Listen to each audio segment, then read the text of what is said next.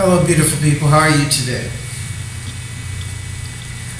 Well, first of all, I'd like to start out by talking about the video that I did yesterday.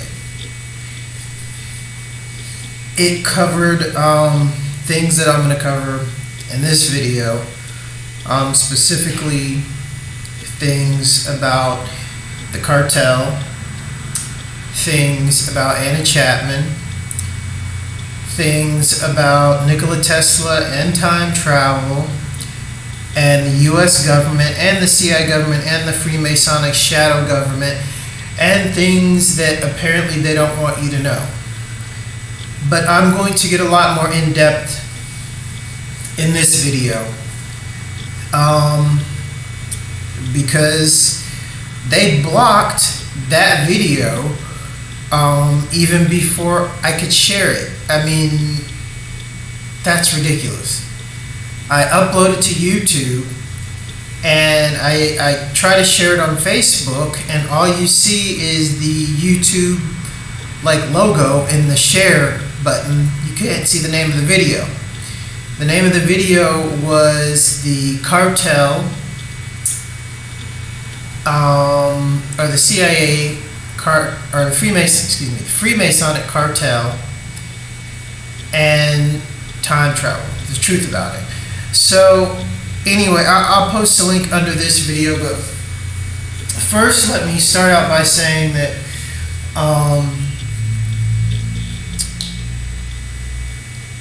I am very tired of being stalked by the CIA. I am very tired of the CIA using chemtrails and nanotechnology and silent weapons and silent sound on me and Laurel Aston 247. I am so exhausted now because of what they did last night. It is just getting out of control, and I hope all of them are just dead one day really soon. I am what you call a targeted individual, but the reason why I'm a targeted individual, and I left this out in the last video, is because of my stepbrother. He's a hitman and a dirty cop, and I exposed him being involved in the killing of Notorious Big and Jam Master Jay, which Kenneth Jackson, 50 Cent, aka his government relocated identity is Kelvin Jackson. So I want you to know right now, by me exposing this, is exposing a witness that they have in federal protective custody, and his name is Kenneth Jackson. They changed his name to Kelvin Jackson and gave him a government label, music label, named G Unit, after he received $1 million from Eminem to kill his guru, Jam Master Jay, because when he went in front of the Scarface run Def Jam Roundtable in New York to get a contract with Jam Master Jay, Scarface recognized him from Houston, Texas. Kenneth Jackson narked out, or what I mean by narked out is he gave the location of one of the biggest gangster meetings to the feds. What I mean by one of the biggest gangster meetings is he told the feds where the VC, that was the largest Vietnamese mafia in Houston, Texas, and where the Black Disciples were meeting because they were about to join forces, and if they had done that, the US government would not be able to control them. So Kenneth Jackson became a major asset to the United States government for telling his cousin, my stepbrother, Corregor Jackson, where the meeting was, who was also part of the Bad Boy Hit Squad, And this was before Bad Boy Records was developed. And yes, my stepbrother trained security for Puff Daddy. So if you think a little bit about everything I just said, you will understand that the government is heavily involved in rap music and killing rap artists with their little sellout narcs who your kids every day listen to. And to the Zulu Nation, fuck you. That's all I gotta say is fuck you. Because what you did by saying taking 50 Cent in and under your wing, you're just as guilty as the fucking feds. So I'll be the first person to say that. I mean, African Bambaataa, what the fuck? Okay? I don't give a fuck if he gives you 5, 20, 30% of the money he's earned. It's blood money. And he's not a gangster, he never was. He's a little bitch that narked out a bunch of gangs and to continue to kill other people. I mean, he killed Jam Master Jay. Jam Master Jay, one of the best hip-hop producers. He was like, basically, he's like another Jay Dilla. People may say, oh, no. Yeah, he really was. Have you heard his unreleased beats? But Jay got caught up because of Russell. Russell's a sellout. There's still no reason for that man to die because 50 Cent got $1 million contract to get him killed and then blow up under another government motherfucker. These guys aren't gangsters. Zulu Nation started by having a gang over here and having a gang over here, and they had a beef.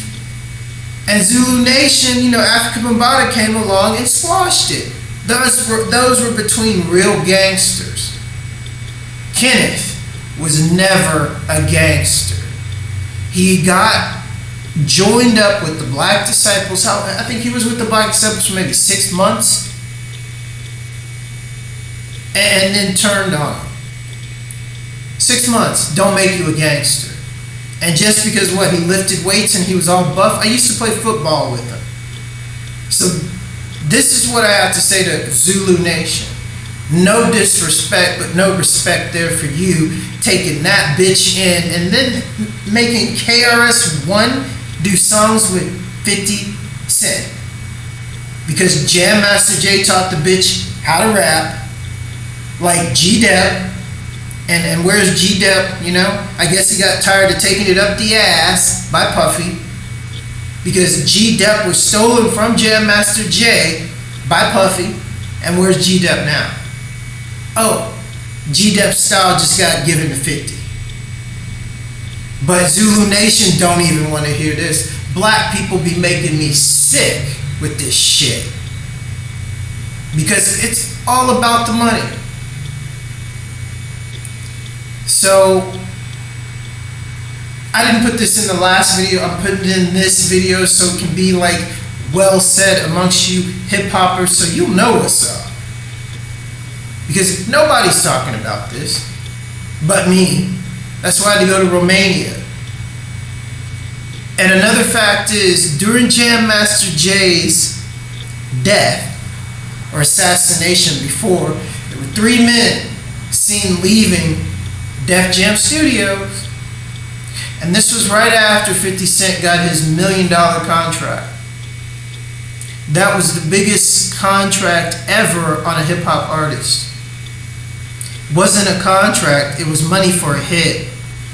Now, anybody that grew up with ninjas, real ninjas, knows, I think the cost to get somebody killed, somebody really famous like that, and when you really hire a real assassin, give or take, if it's euros or dollars, it's a little over $1 million and a little under $1 million, okay? It's always been like that. So, if you know people in the know and that knew that that was what the million was for, that's what it was for. He's not talented.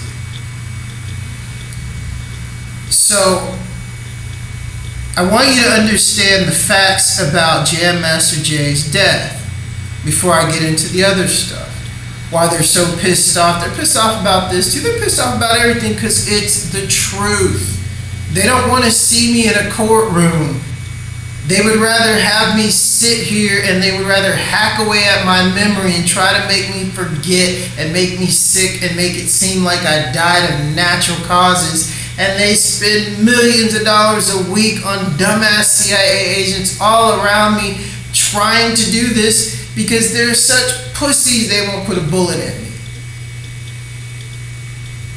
So the fact is, Jam Master Jay, before he died, there was 3 men seen going into the studio. They had to have the codes. Ain't that right? Kenneth Jackson, Kelvin Jackson, aka Buck 50, after he killed the real Buck 50 in New York and then changed his name to 50 Cent. He had the codes. So then Cliff, who is very notorious, very well known, even in Mexico, because when I made the video, after I made the video today, I heard the Mexicans walking around saying, "That's Cliff's brother?" So Americans too, everybody knows Cliff. He's like one of the most well-known, untalked about hitmen in the entertainment industry. This is what he does.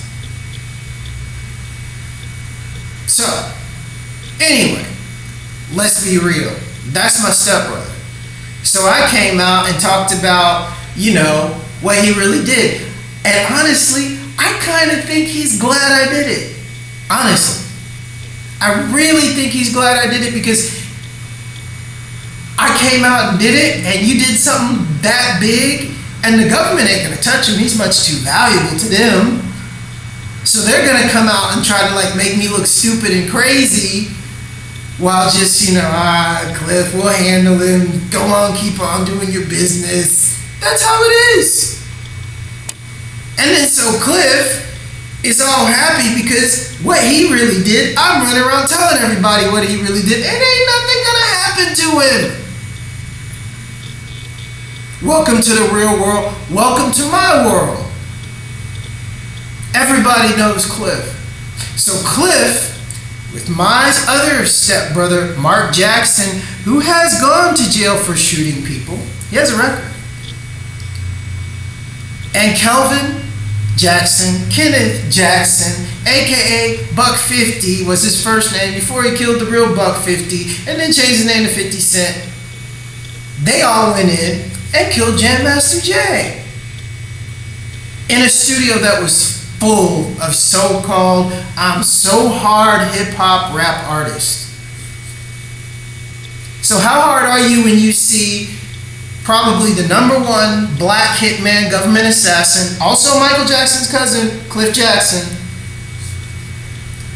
come in with 50 Cent, Buck 50, that you know that he's the one that Scarface from Houston's been looking for, that got Scarface's brother and his cousin shot up because he narked out the meeting of the black disciples and the VC. So you got him with you, and then you got Mark Jackson, who's just kind of there, whatever. So you see these guys, and you know who they are, you know what they are. Nobody talked. Nobody talked even till this day about what happened to Jam Master Jay. Nobody. This is the truth. So they broke his neck, shot him, stabbed him. I heard they had a ball, and even Mark took some of his equipment. How do I know Mark Jackson took some of his equipment? Because a few weeks later, after Jam Master Jay's death, Mark comes over to my house asking if I got an adapter to an old school beat machine, and he plays me some of the beats, and it sounded like old school, unreleased Jam Master Jay stuff. When I heard it, I was like, oh man, that sounds like some old school Run DMC, but that's fat, I never heard that. And Mark's like, oh yeah, I'm about to release an album, that's my new stuff. That's what he told me. Okay, I worked at a record store for 7 years, grew up in the Houston rave scene, actually helped start it. I'm the godfather of it, and especially when it comes to drum and bass. I was the only black DJ, and especially the only turntablist and junglist from Houston, really. I mean, there was Vishnu and Audio 3, but they were never as big as me. Let's be honest. So, here's my stepbrother, Mark Jackson, that was in on Jam Master Jay's death, come and tells me, a man that knows music like the back of my hand. My father knew Dionne Warwick. Dionne Warwick started Solid Gold, people. That's a little bit before y'all's time, some of you, but for you old schoolers, yeah, it's like that. So he's telling me these are his beats, and I know it sounds like Jam Master Jay. It's like somebody saying, "Oh, okay, yeah, these are my beats," and he ripped out Jay Dilla. I mean, you know Jay Dilla is Jay Dilla. Jay Dilla got a sound. Jam Master Jay got a sound. I mean, that's old school hip hop. You cannot touch those guys. And here's my stepbrother telling me, "Oh yeah, that's my new stuff. I got an album coming out soon." Where's that album, Mark? Never released it after I talked about this on my older videos, so I'm doing a newer one. So, this is more stuff that they don't want you to know. And see, I'm doing this for the stupid, dumbass, new schoolers, CIA, drug dealers on the block that are around me. You know, because they're witches and warlocks too, and their case file on me that they have does not say this. So you can call your commanding officer and whoever you're in charge with and say, "That's Cliff's brother? Yeah, that's Cliff's brother, Michael Jackson's cousin, that you're listening to. This is what you stepped in, stupid." So I don't know. I mean, Cliff, I don't really give a shit about him. But I know he ain't in jail, and I know nothing's happened to him. And I know a man like that, and with me doing what I do and actually telling the truth, and no one touches him. He probably likes this shit. He's like one of those hitmen. Okay, hitmen, let's be honest. Do you ever get credit for your hits? Huh? No. So here I am giving him credit for his hits. And I keep giving him credit for his hits, but nothing happens to him. Whatever. This is the real world. Step into it. Okay? So, anyway, let's move on. This is who you're listening to. Let's move on to another subject that I really never got that much into, was the assassination of my Romanian girlfriend. Because I just got some information from a reliable source that Romania knows what happened to my girlfriend. Oh, finally! When I found this out, I'm like, oh, Romania knows what happened to my girlfriend. Really? They do. Considering that I slept in the snow and I did videotapes out in front of Nika Geru and Liviu Moranu's fucking establishments where they were fronts for the female cartel and brothels in the basement, I would think Romania knows. And especially since I got Nika Geru killed on the streets of Romania, and then when Liviu Moranu came for me, he got shot up on the streets in Paris. So for all of you people that say, oh, Liviu's not dead, Niku's not dead, bullshit, those are clones. I mean, basically what I did was just basically did what the CIA wanted to do, to put one of their boys that were in control that looked like one of your boys. But then I got him killed, and in order to maintain control and to get even more control, they slipped in one of their fucking clones. phones. That's what they do. So for all you dumb motherfuckers that think I'm like full of shit, trust me, I was there. I saw it happen. The shit was awesome. I pissed Nika Garu's people off so much, Mr. Untouchable, Mr. Claw, with these videos. I mean, imagine you're this big bad gangster and nobody can kill this black man that keeps coming in front of all your businesses with a video camera. Nobody can touch him. He just keeps doing it every day and every day. And all the Romanian people are laughing their asses off when he does it. I mean, how is this going to look for a big bad, fear me, all Romanian country, I am Nika Garu, the Claw. That's how it's been. Everybody knows about it. And so here I come, exposing all his shit right in front of all his businesses that he uses for money laundering. Space Music, that's his. Fashion TV Romania, that's his. I mean, The Mission, which is the biggest dance company organization in Romania, that's his. So anyway, I'm not going to get into all his businesses. I could sit there and name them all day. But I did videos about him when I was in Romania. And I'm still alive. Go figure. So, anyway, step into my world. This is my world. I have no reason to lie because you can't make this shit up. It's too good. I mean, it's like when I was living in Romania and I'd tell people about my life, they would sit there and they would have this look on their eyes like, dude, you live a movie. You should really do a movie. And I'm like, no shit, I'm waiting for somebody to give me like $2 million so I can do one. I call it Blackman. But it'll be better than Batman because it's actually real, man, So, I got a message, saying Romania knows what they did to my girlfriend. Well, one of the things that I didn't talk about, that I've never talked about, CIA, what you did to my girlfriend. Okay, well, I'm going to get all exclusive on everybody about my dead girlfriend and what the CIA did with her. Because I've never talked about this. Now, considering that the Vatican is involved, because they called her on her phone, a Vatican priest from the Vatican, and spoke to her for an hour and a half when she was staying with me. They were no doubt doing curses and spells and shit, So I'll never forget that. That was just fucking weird because her mother was actually living in Italy at the time. And we were very much in love. I wanted to marry this girl. This girl was the sweetest, most beautiful soul I've ever met. She was a nurse.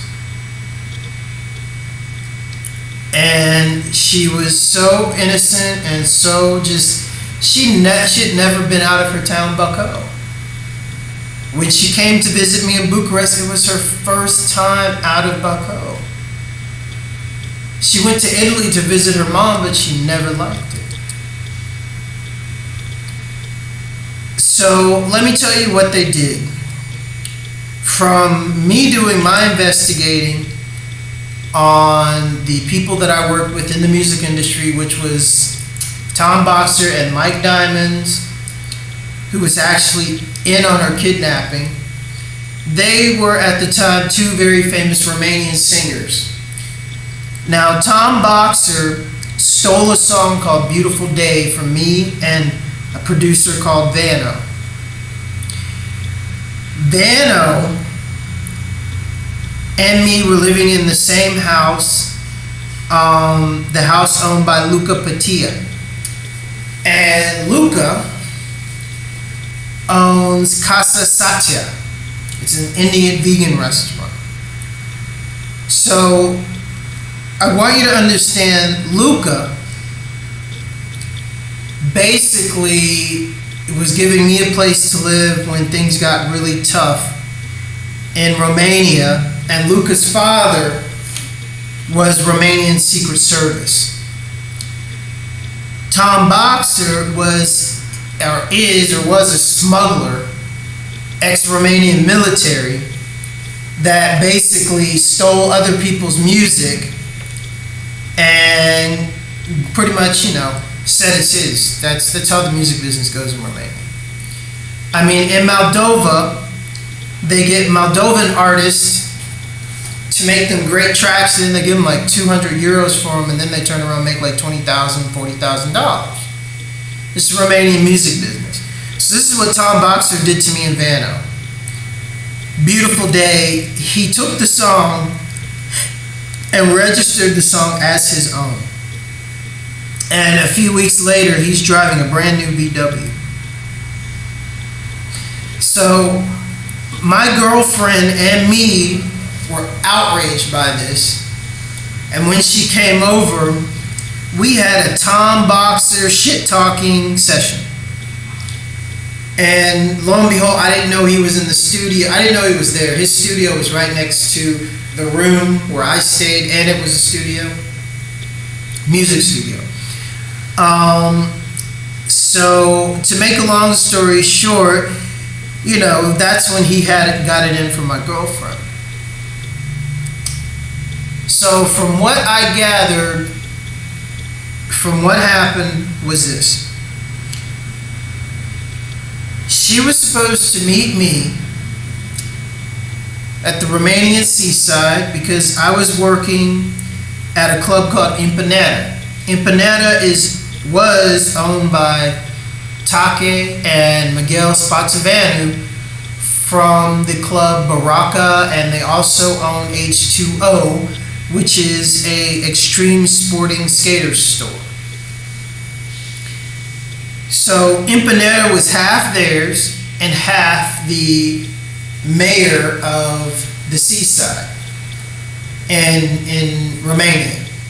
Now the mayor basically is Romanian mafia. He owns half of everything on the seaside. That's just how it goes. So my girlfriend didn't show up. The opening night where I DJ'd and opened for Duffy, that is the Duffy, Mercy, Mercy, singing for Mercy, the same Duffy that is the producer of Mark Ronson from New York, the English Mark Ronson, that Duffy. The same Mark Ronson that produced Amy Winehouse, and Amy Winehouse wanted to get out of a contract with Mark Ronson because the story was Amy wanted to work with other producers. Maybe me. That's what I heard. So Mark wasn't having it, Amy wasn't having it, and Amy comes up dead. So let's backtrack to the night of that show. My girlfriend was nowhere to be found. I couldn't get her on the phone. I couldn't get her on the phone for like almost a month. She said she was going to Italy to visit her mother. That's what she told me. So I thought that, maybe she was on the phone and her mother just didn't want to talk to me. So we're talking about the opening of Empanada, which I opened for Duffy, which that was the same night Michael Jackson, everybody found out Michael Jackson was killed. That devastated me. My cousin dead, my girlfriend not talking to me. And, then things at that whole place just turn into a twilight zone. Now, Take, let me explain to you about these Freemasons. Take is a Freemason and military, Romanian military, and an 8th degree black belt. He trains Romanian military and their security. Mihai Spotsevanu, his father's ex-old Romanian military, also, I met him. He's a nice guy. Mihai took me to his house on the countryside one day when things were getting really bad around the whole mafia Ipanema thing, because it was clear what they were doing. They were told to treat me like a bitch, and which Take did. I mean, Take would tell me, okay, I'll give you your money, and this is like this, and this is like this, but it was never like this.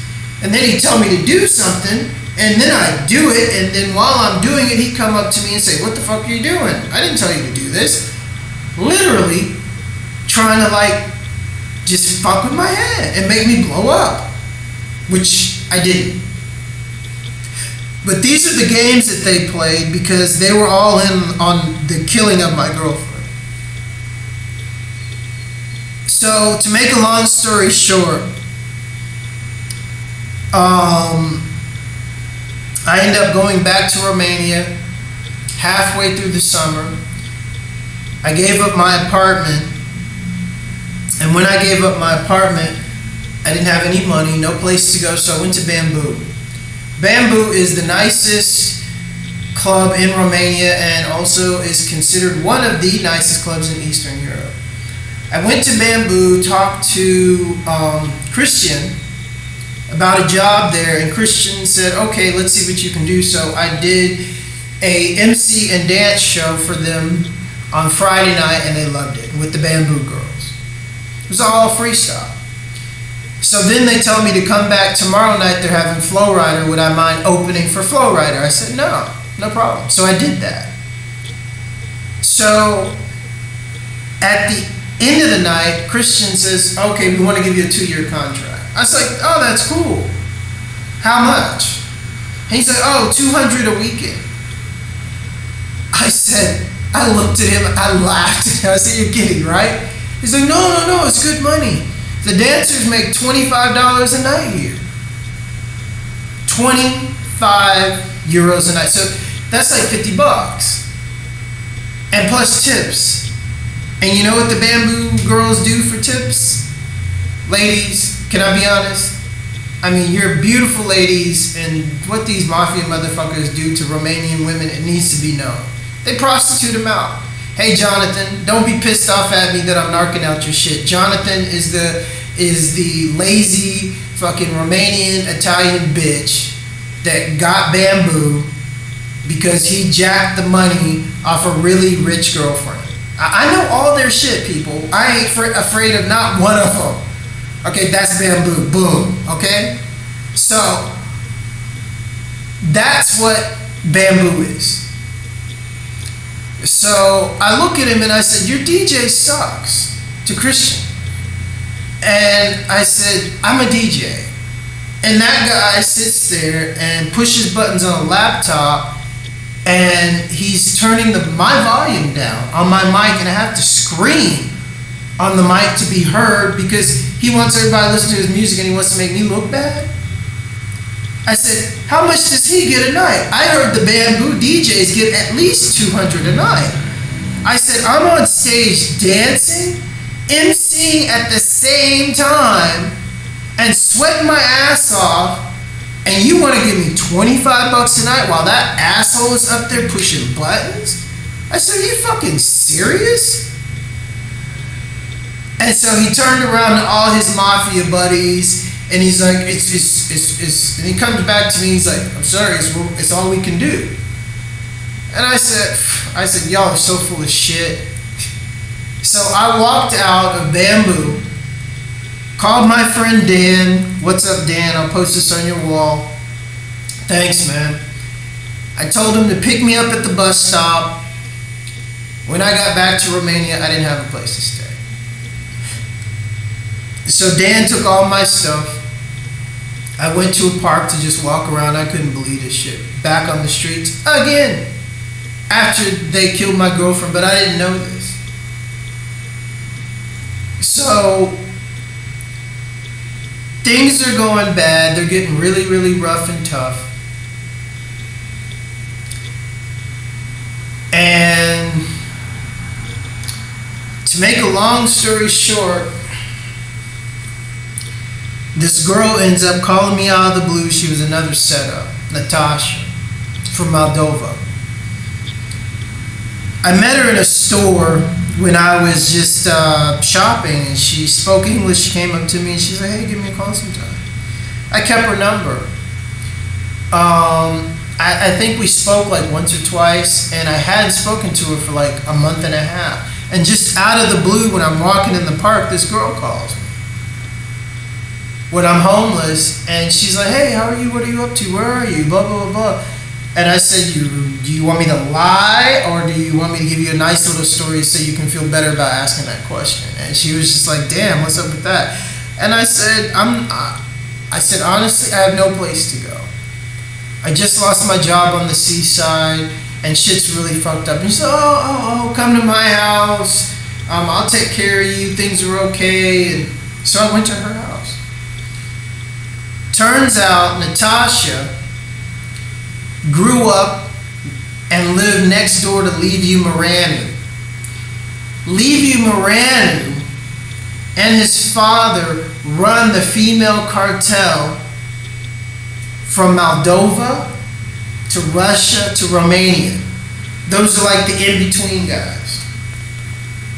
So Natasha calls me, and Natasha actually takes in nice girls from Moldova and wherever she can find nice girls, and sets them up with these rich Romanian assholes. And she gets a little percentage, you know, they kick her down some money when these rich Romanian assholes get set up with these girls. So here I was in this. She was honest. She told me about it. You know? She was tripping out that I knew Levi. I knew Levi through my homeboy Emmy. Emmy's father is old Romanian mafia. He got kicked out of Romania. Emmy was like one of my only friends because he grew up in America. And I mean, still to this day, I mean, he's the only person that said, I'm sorry. And what did he say I'm sorry for?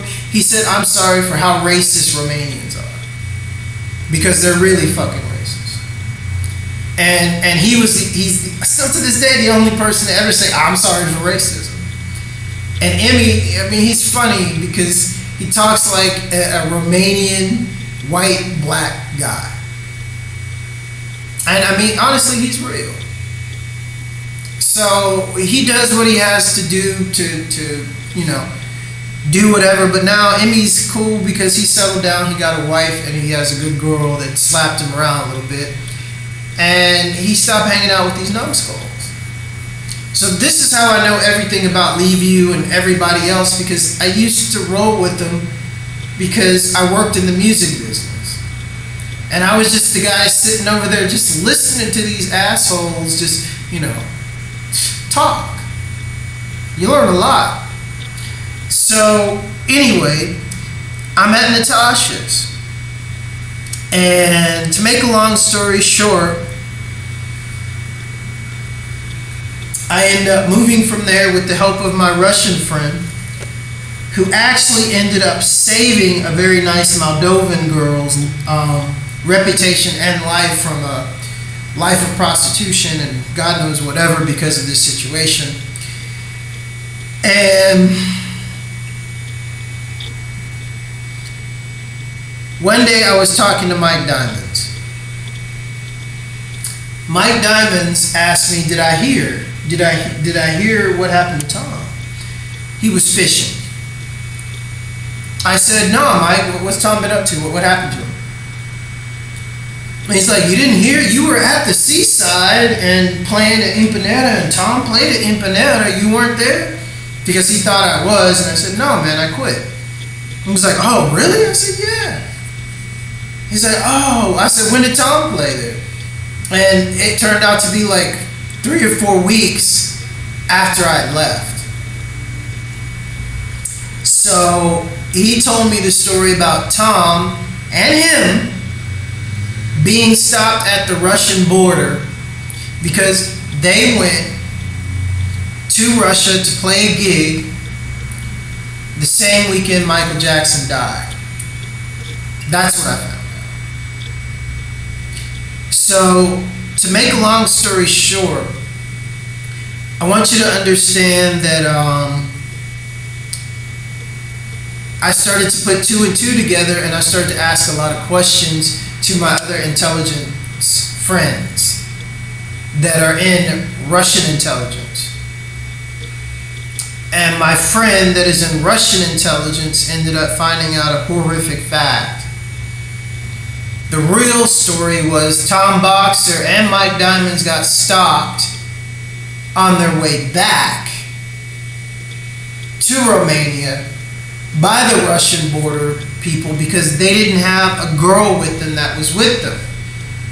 They went to do their show in Romania with supposedly a singer and a dancer that matched the description of my missing girlfriend. They were detained at the border for two reasons. Because they didn't have a girl with them that matched the same description and body type of a mutilated body that was found in Russia, dumped in a field.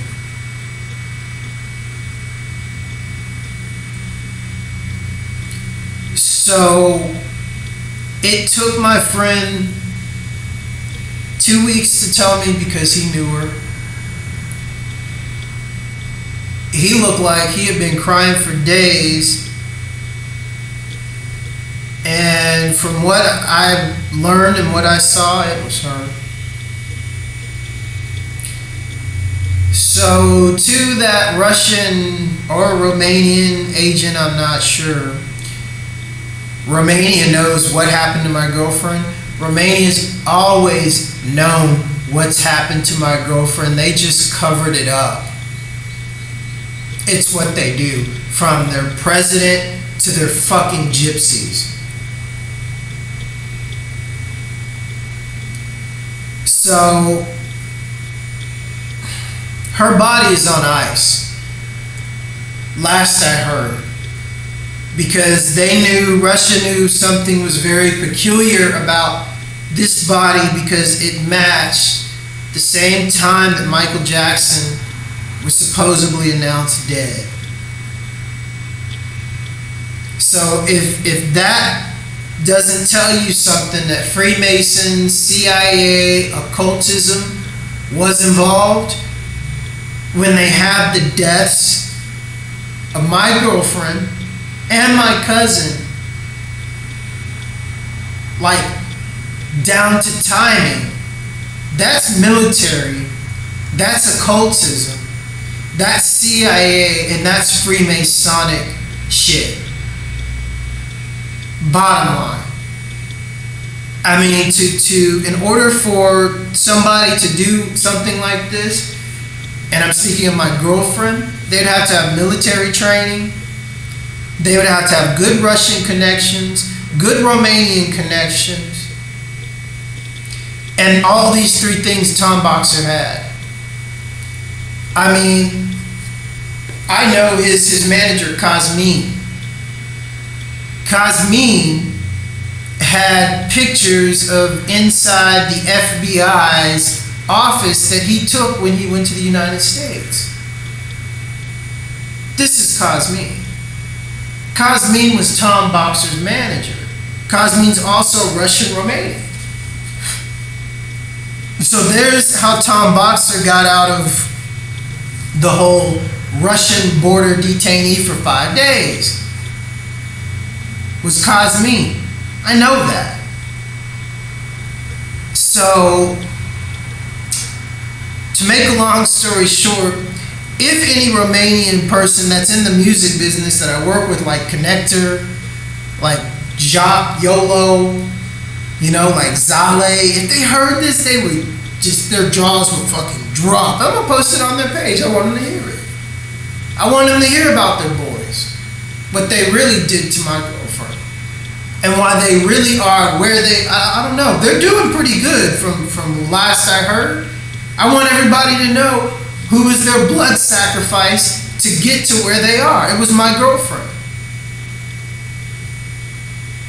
So I'm in Cancun trying to protect another woman from the same bullshit.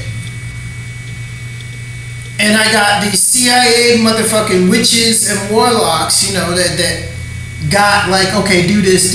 Oh, he ain't nobody. He's just stupid black man. Oh, he's crazy, da-da-da-da. That's what they tell him all the time. Because, hey guys, you're going to be hung out to dry. This is international. Mexico has no jurisdiction in this. That's a fact. And I hope that you know this by listening to this, even as I record, because I know you're fucking listening. It's what you do. You know, you don't have a job. Your job is to get paid to, you know, cast spells on me and to throw fucking nanotechnology into my house and to try to drive me crazy with the shit in my brain. Let's be honest. So, anyway, that's what they did to my girlfriend. So let's move on to after I spent a year on the street, in the snow, doing videos to tell the cartel that they're fucking dead, they're pieces of shit. And I did this because none of their little minions would touch me. And so the big guys with the big balls had to come out. And I knew they would. And I was waiting for them. Because all the guys, I ain't getting involved in this. I can't do it. I can't touch it.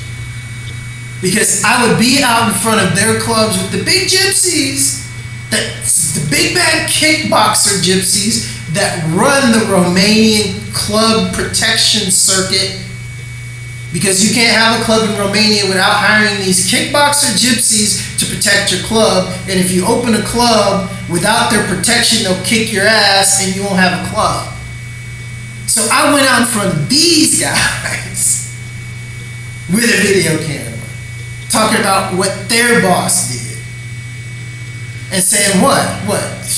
You gonna take out your club knife? Yeah, a club knife. You know what a club knife is? See, I know what a club knife is. Do y'all know what a club knife is? A club knife is what these gypsies carry around with them. It's like a big ass wooden club. It's about the size of a miniature baseball bat for kids. But the thing is, it's wooden, and if you push a button, a blade will come out of the club. They walk around with these club knives. I know this. I ain't afraid of this shit. I even went up against a gypsy with one of them. That's how I know about it.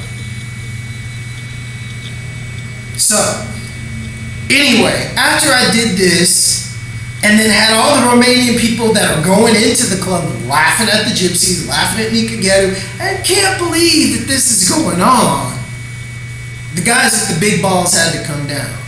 And they got shot. They got fucking killed. All of them. Anyway, so, fair warning, guys. I'm still here.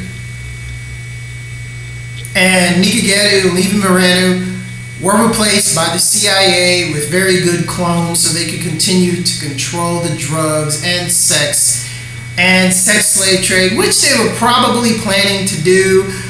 I just,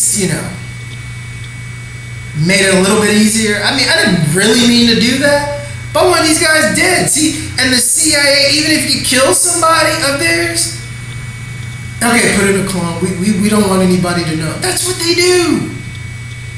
So even if you get one of these motherfuckers killed, here comes another clone. It's just so annoying. So, anyway, let's move on to Paris, France. Rothschilds. Home of the Rothschilds. Everybody's wondering, how do I know so much about the Stargate and time travel? I'm going to get in depth to it right now. So listen up. I'm not going to leave out anything in this video. Hope you block it, but people are going to love it. So I go to France after a dirty cop picks me up off the streets in Romania. because I'm living in the snow. And he can't believe there's an American black man living in the snow. So he takes me to the police, and here I am. Now remind you of my mind state. If you've basically seen like Blackman or Batman and shit, I was like 1,000 times more serious and worse, waiting for any motherfucker just to come at me. I can't even explain my mind state. I was just so ready to just like rip anybody apart, and they could see it. So I'm sitting in front of the police. There's about 3 women in the room in the big police station. And so they're asking me these questions, and I said, what do you want to know? And they said, why were you on the streets? And I said, because Nika Gadu killed my girlfriend. And the look on their face was like, and so one smart cop, he's thinking, oh, he knows Nika Gadu, I can get him with this and throw him in jail. And he said, so you know Nika Gadu? I said, Nika Gadu killed my girlfriend. What don't you understand, officer? And he's like, so you're in the cartel? I said, no. Did I say that? I said, he killed my girlfriend. And they said, how did he kill your girlfriend? And I said, how the fuck do you kill somebody? I said, he paid people to do it, people that were close to me. And after I got too close to the truth, he paid some more people to not work with me and to make sure I end up on the streets. So then they took me over to the waiting office. 20 minutes later, this guy dressed in all black comes in. He was the Romanian gangster task force, secret police, whatever. And he spoke English. So he sits me down and he says, so, what's this about Nika Gadu? And I said, what do you want to know? And he's like, you work with Nika Gadu? And I said, I've met him. He said, really? I said, yeah. How many times? And I said, once. And he said, where? And I said, at the Radisson, where I used to work. Your nicest hotel. I was a DJ there before I denied working for him. And then the Rothschilds from France came down and got me fired with my Freemasonic boss, who is Gypsy German Jew. And he said, really? I said, yeah, really. So then he walks off from the table. He goes and talks to the other guy. He comes back and sits down on the table. And he says, so what do you know about Nika Gadu and his dealings? And I said, well, he's a drug dealer. He runs a female cartel. I said, every fucking Romanian knows what he does, but they don't want to talk. I said, he is AKA the Claw. I said, he imports, exports women with the CIA and your Romanian Paracelsus Freemasonic group, which your president is part of. I said, I wouldn't even be surprised if you have a few dumbass cops that are sitting here listening so they can run and go tell him.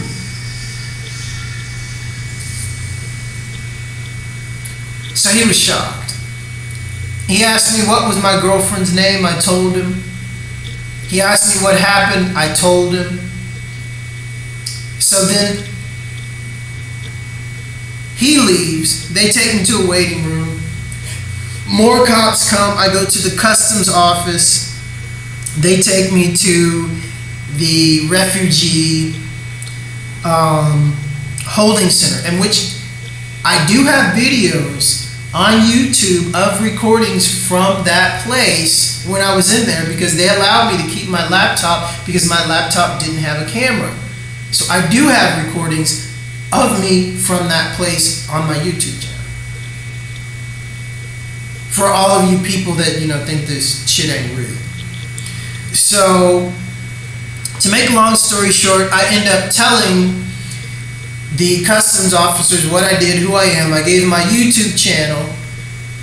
They looked at it, they couldn't believe it, they started treating me really good.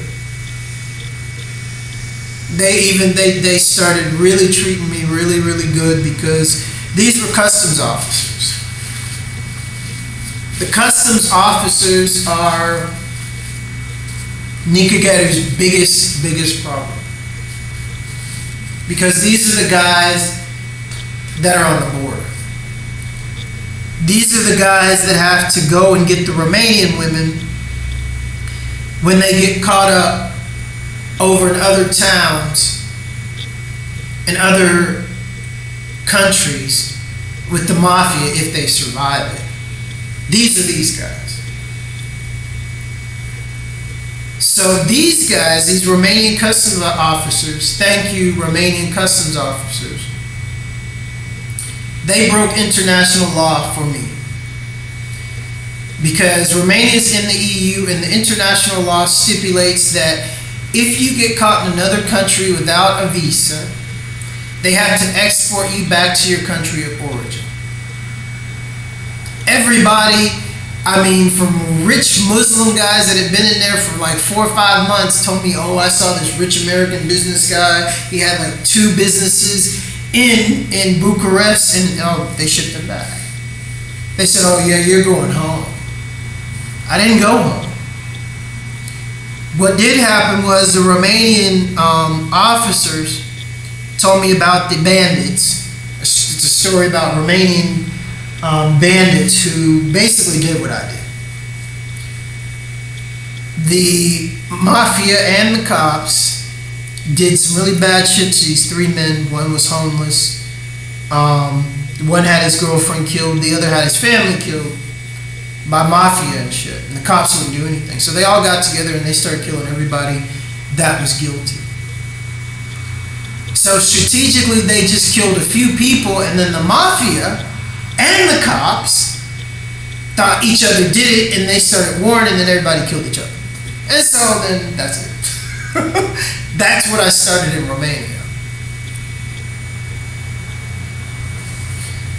So they allowed my friend to help purchase a ticket to France, where I was told to go because that was where they took Mihaela for a few weeks before they gave her back to Boxer.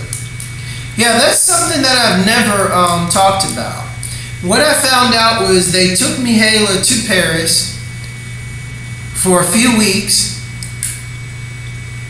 and then they shipped her back to Boxer, and then Boxer took her back over to the Romania,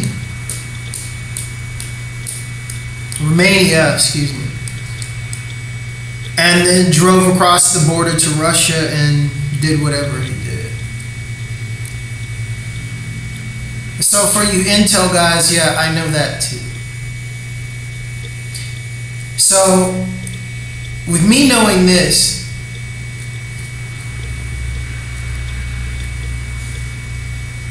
think about how much I had it in for the Rothschilds, the Nazis, the white German Jews, Ashkenazis, Khazars, that run France, owns more land in France than any Frenchman. Think about my mind state when I got off that plane from Romania to Paris under some of the highest security ever, taken off the plane by French Legion security, international security, taken to the back of the airport, drilled and said, what is this about? Told him what it was about, told him who I am, told him what I do, told him what I've done. They took me to the part where you get your passport stamped to go into Paris, and they took me around that part and just let me go into Paris. And there I was in Paris, back on the streets. So then the Freemasons started using Mr. President Sarkozy against me. How do I say they started using Mr. President Sarkozy against me? Well, because Mr. Sarkozy, or Sarkozy, or whatever the fuck his name is, started launching a campaign how he's going to close every squad. Every squad I went to try to stay, closed down within a month. Mr. Sarkozy. So what, you think that I don't know that you were getting paid by the Rothschilds, your Freemasonic pedophile scumbags, to do this? Oh yeah, he was. And for the French legionnaires who were the first into this, who were probably more than likely getting intel from the Russians and Romanians, that shit was apparent. But what are you going to do? Say, oh, Mr. Sarkozy, leave him alone. We know what you're doing. Well, I did that on the streets when the squat would close down and I'd be back on the streets. And so finally, the word got out that, you know, don't let this guy stay with you or your squat's going to get shut down. And I end up sleeping in the subway in Paris. Which, that's what happened. But I'm glad that happened, Mr. Sarkozy, because now, people, I'm going to tell you about the Stargate. I'm going to tell you about what I did, which, what the fuck can they do, you know? I broke so many laws in France. It was just awesome because I utilized my ninja skills. What else do you want me to say? Line 8. In the subway, they let you sleep in the subway. Now, in the Bastille, there's a part of the subway that goes off to your left, and it goes to their underground base, which only there's secret trains that run, like late at night, after the subway's closed, that transports gold, money, all kinds of stuff for the Rothschilds. Only those trains are allowed to go that way because U.S. government. I'm going to tell people the Rothschilds' biggest fucking secret right now. If you think you know how much money these fuckers have, you have no idea. They take their money and they ship it off-world. I mean, the trains that they have that I snuck on are like bulletproof armor trains. It's just one man and it's two guys drive the train and it's filled with fucking gold, money, or whatever else. Probably maybe women too. I don't know. I was on the outside of the train. So these trains can drive directly through a Stargate that they have set up underneath Paris in the Bastille. Now, I want you to understand the structure of the Bastille. The Bastille had a keep. You know what a keep is? A keep is the underground of a fort. The Bastille was a fort.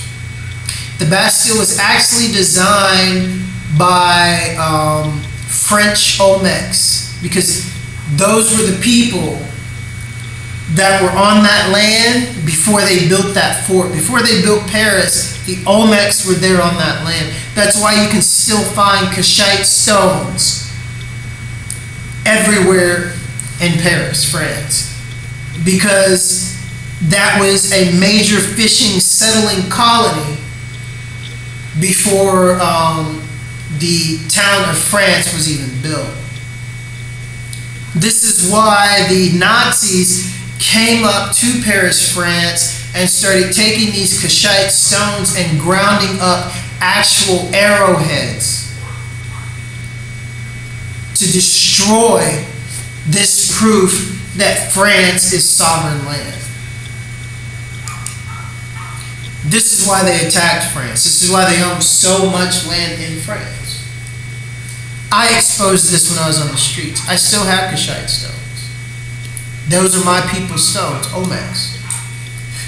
And yes, I am, original Frenchman. And they know this, I can prove it. So the original French were black. brown, Afro, and they know it. But nobody wants to talk about it because they have Nazis fucking them up the ass by the name of Rothschilds. So, let's be honest. So yeah, Rothschilds, yes, French intelligence, yes, Stargate. I snuck on your train that you take through the Stargates and then jumped off, and then I was on another world. I did it several times. And then after I figured out like how to do it, I'm not gonna even get into what I can really do. So then the French Legionnaires figured out what I was doing. And they were cool with it. They didn't tell anybody. What they did was they sent down the real Mr. Bond. Now I say the real Mr. Bond because there is a real James Bond. He has a son that's a DJ. He has this chain on his arm that's like really tight, and he has his forearm that looks like if he hits you with it, it'll just knock you the fuck out. That James Bond. Now, I was at a squat one night, and I made him laugh so hard because we were just all like partying. And I was telling him, yeah, I know about Wilbur Jackson. He knew about Wilbur Jackson. Wilbur Jackson was the man that introduced Joe Jackson to Motown, grew up with Marvin Gaye, started the Shrine of the Black Madonna, and is Cliff Jackson's father. That's my stepdad. So when I said Wilbur Jackson, it was like, oh, that was like, you know, old Detroit sellout mafia before Cliff came along and was, you know, the Jackson sellout mafia. So he was shocked. So after I said, yeah, that's my dad, he was like, whoa.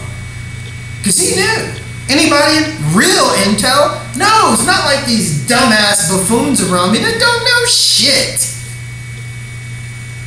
So that Bond, I had him laughing his ass off. I mean, he was walking around the room telling everybody, okay, I'm a secret agent. And we were laughing because he'd never done that. I mean, he said, wow, this feels fucking great, you know?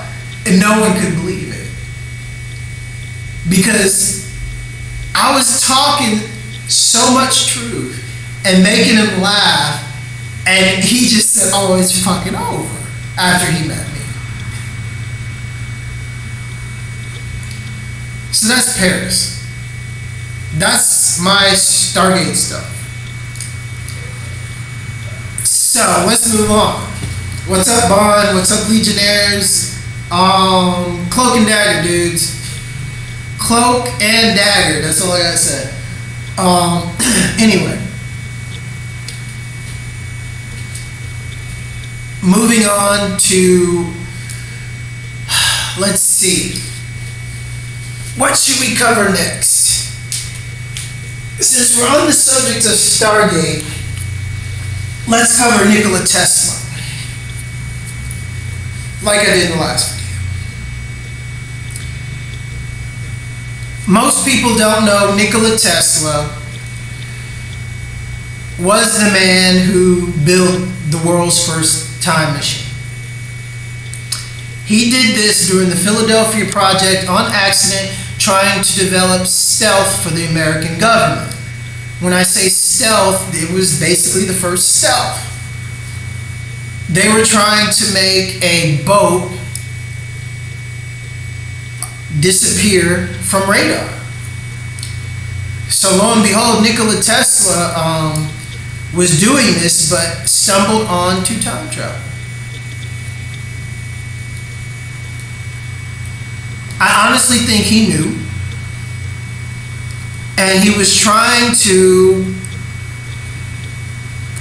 possibly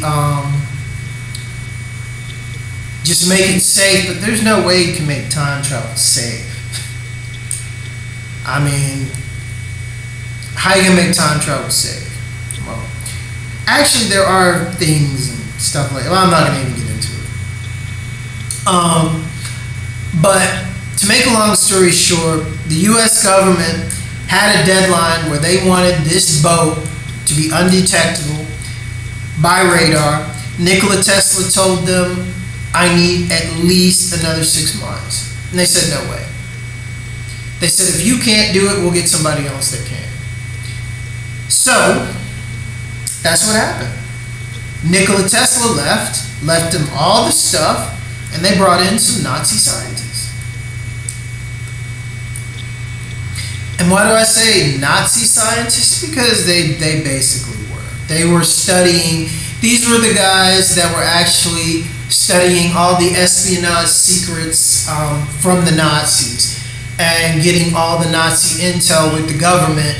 And so from what they learned from the Nazis, they applied to Nikola Tesla stuff. They were also working with Bush and all those people, which you know those guys are KKK. Prescott Bush got caught sending millions and millions of dollars to the Nazis. Maybe, epiphany. Maybe that's why he was sending the Nazis millions and millions of dollars to, get their secrets about stealth.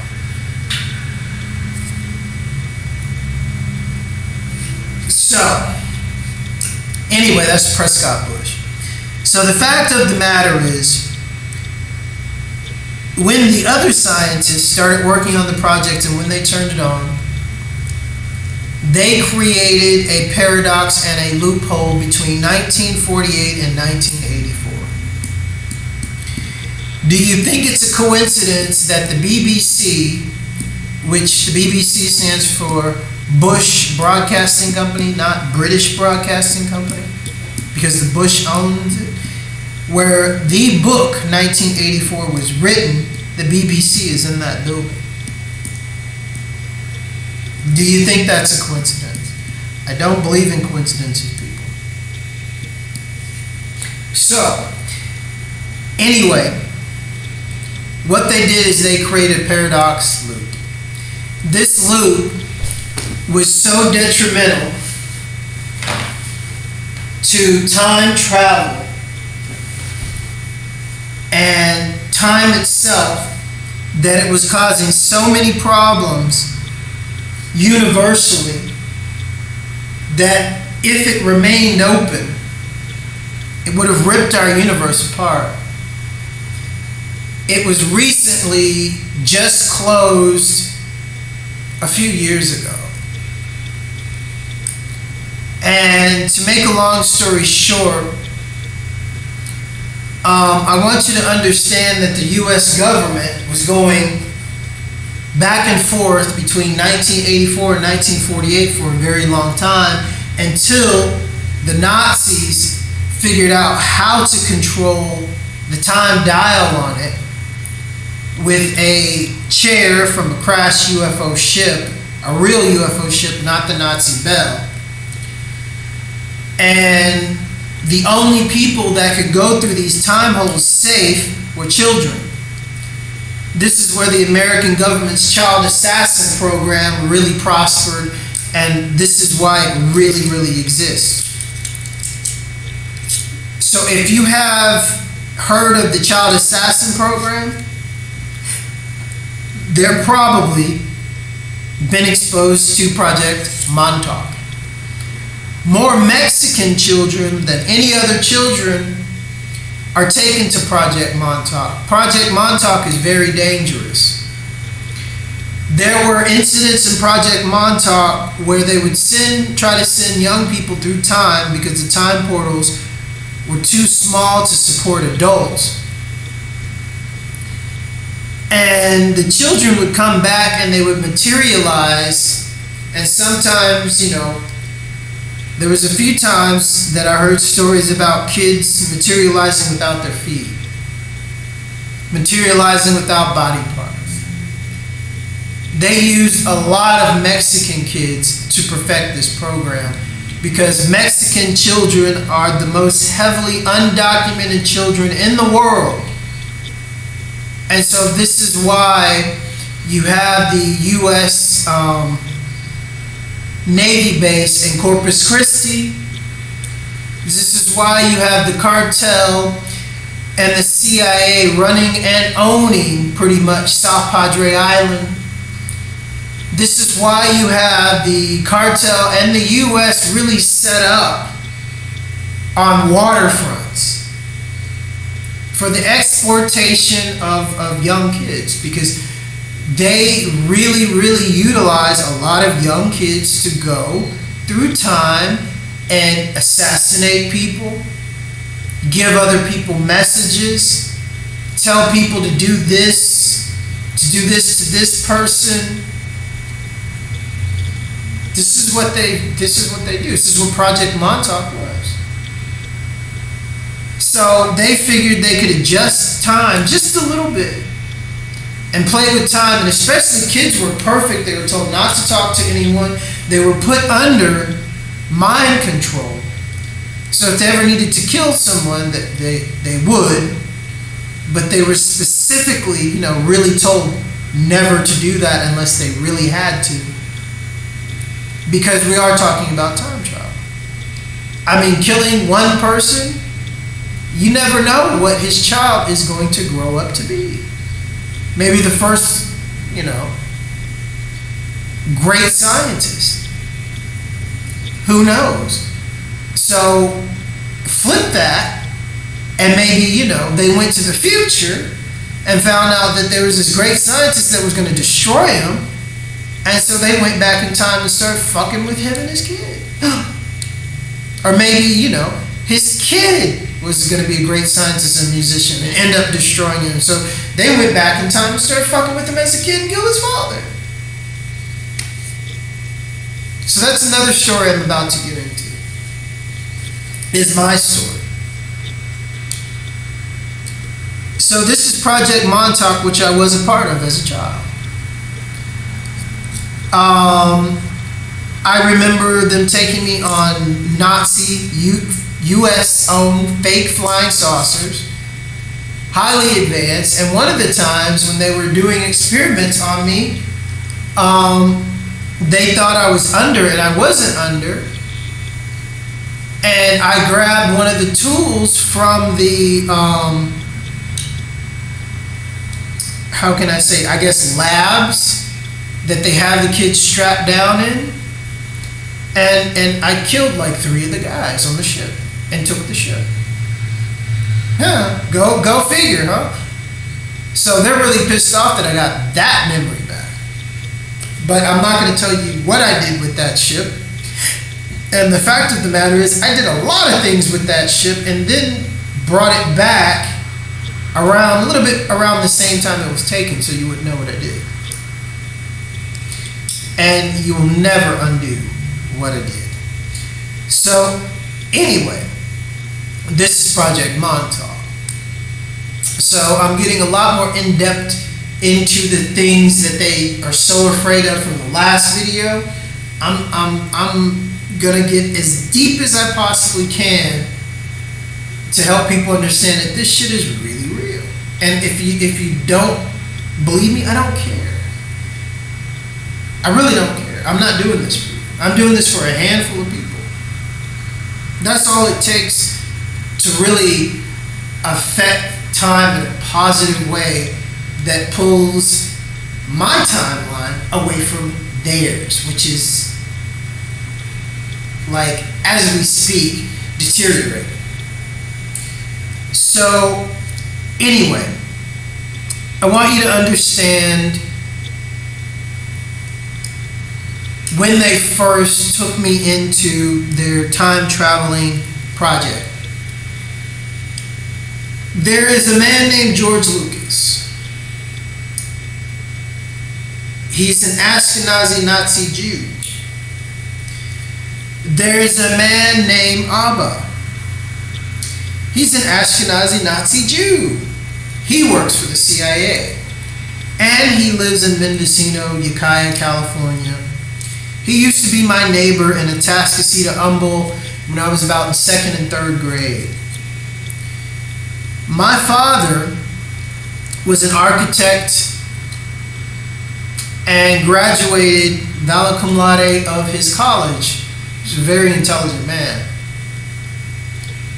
So my father moved us into an all-white neighborhood where I think there was only 2 black families at the time in Atascocita, Humboldt. It's an exclusive, very rich neighborhood. Lucas was living in this neighborhood before Star Wars hit and before he became a millionaire. He was just a writer. Abba is his shadow writer. Abba was my next door neighbor. His son Chris, Lucas's son Chris, who is one of my main stalkers. Because if this comes out, Chris will be homeless. That's the facts. So all you CIA guys and all you NSA numbskull stalkers, you take orders from Chris. And Chris's code name is 10. Chris 10. Christian. Chris 10. Huh? You bet you didn't think I knew that. Chris 10. Agent 10. So I'm gonna let it all out. Now what you gonna do, huh? Chris is my main stalker. Chris was one of my best friends when I lived in that neighborhood. We used to go bike riding, and we were like the best friends. Chris. So Chris, after Mr. Lucas dies, it's all his. So Chris cannot let the fact that Lucas and Abba killed my father come out. Or he's done. Everything Lucas has done is done. Have you not heard the rumors about the satanic Lucas Ranch in California? I'm talking about the people that started the Church of the Kabbalah. Abba started the Church of the Kabbalah. He was my next door neighbor. Abba wrote Silence of the Lambs. He's the shadow writer for that. He's the shadow writer for Lucas. So when you want to talk about the dark hand behind the force, that's Abba. If this man goes anywhere to any show in LA, it is all open doors to him. Madonna is part of the Church of the Kabbalah, which he started, which is a satanic church. I will have you know that in real Judaism, you're not supposed to even think about the Kabbalah unless you have at least 35, 40 years of Judaism studyism. That's a fact. But hey, Church of the Kabbalah says, oh, forget that. Come on in. Get demonically possessed. Go throw out demons on TV for us. Woohoo! Abba and Lucas started that. These were the first 2 men that administered my mind control. It basically started because Abba asked my father to draw a lightsaber. This is even before it was called a lightsaber. Lucas needed somebody to draw a prop, and let me remind you, this is the time before Star Wars was just all really big production and boom, He didn't have all that money. He was getting people to do things here and there, pretty much for free. It's Lucas. He wasn't like the Lucas like how everybody sees him now. So get that in your head.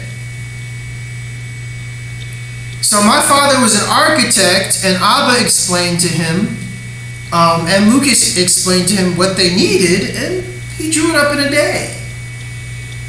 And then after he was finished, he asked me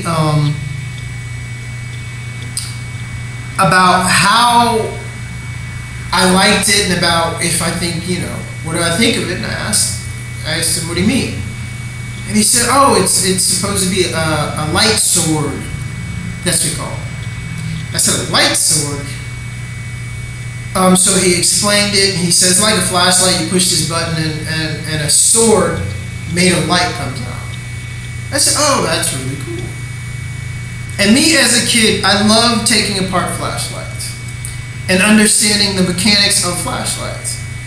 Because I always thought it was really cool how you'd have the flashlight and then the bottom of the flashlight just would reflect the light, like where the light was, and then reflect the light out. It's really simple. So my father asked me, what do I think, how would it work? And so I said, it's supposed to be a light, or he said, a laser. And I said, oh.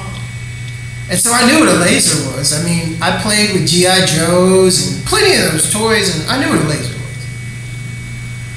So I thought about it, and I knew the mechanics of a flashlight, and I knew that, everything reflects.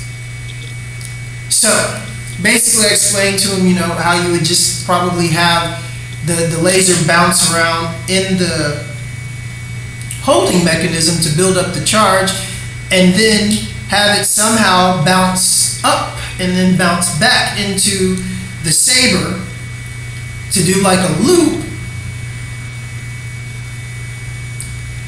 and there you go. But I really didn't know the whole mechanics of it. So maybe he thought some more about it, and then he met with Lucas, or maybe Lucas and Abba came to the house and he discussed it. But actually, I think maybe he had told Abba what he had thought when he gave him the picture. And Lucas and Abba came to my house. I was playing with Chris. We were riding our bikes, and I came home. I put my bike in the backyard. And to make a long story short,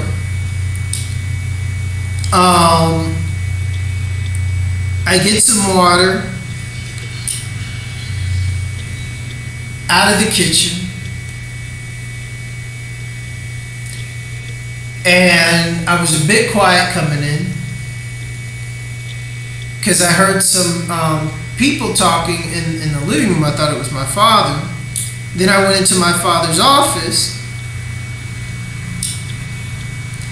and I saw this flash of light, and the next thing you know, my father's head was on the floor.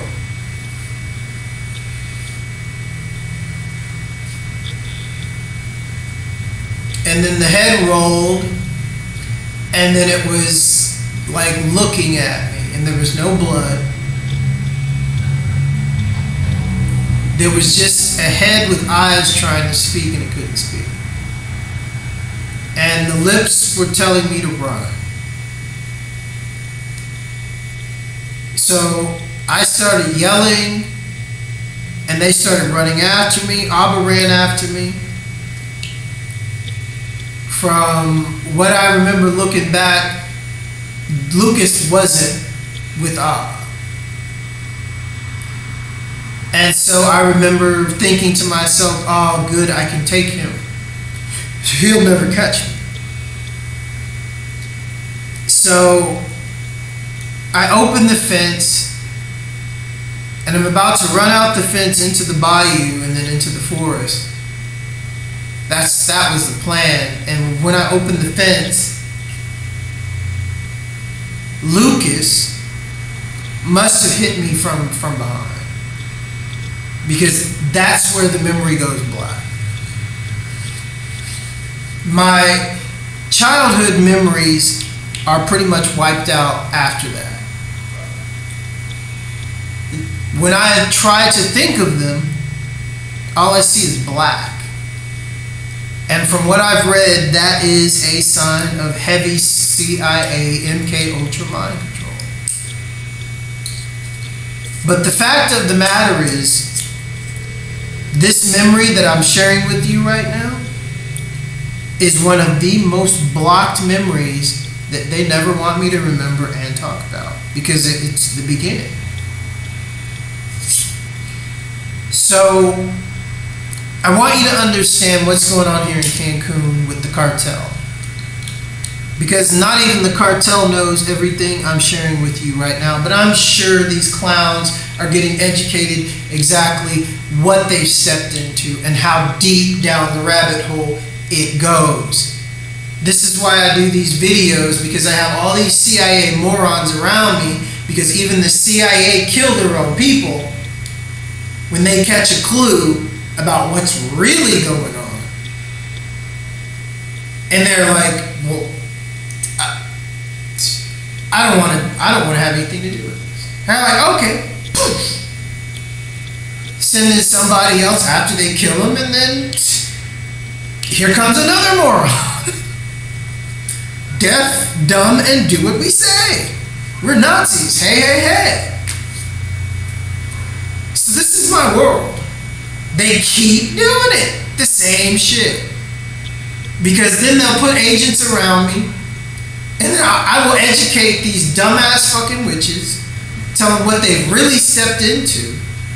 I don't give a fuck how much you're getting paid or what the dude, where you're getting your money from. He doesn't even know this. Because everybody is too afraid to talk to me. They just want to kill me.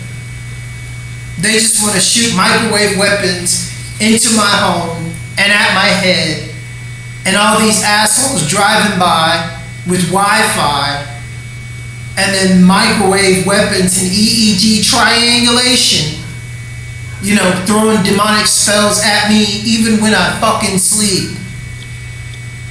They do this. They don't stop. This is what they get paid for.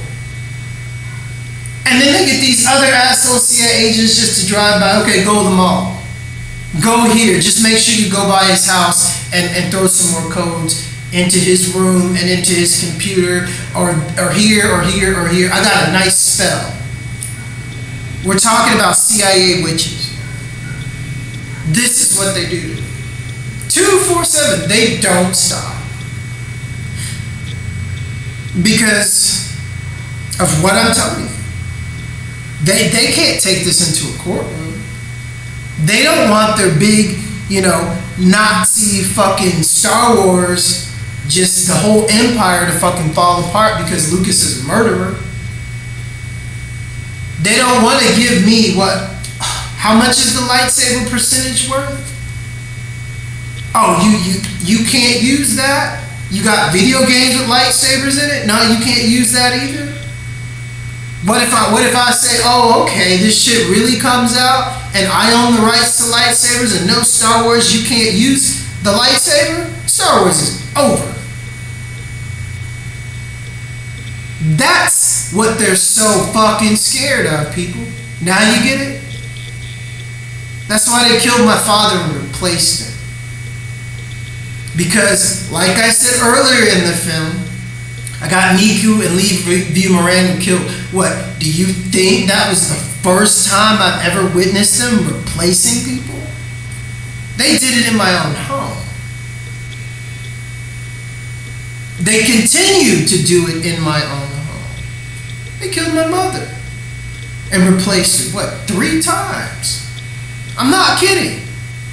Because the women that they had impersonating my mother would start to care about me. Go figure. And they can't have that. That's a problem.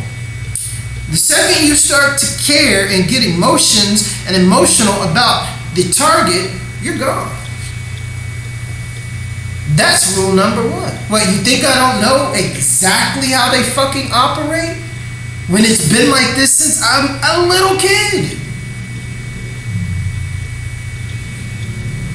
So, to you mafia scumbags, this is what you stepped into.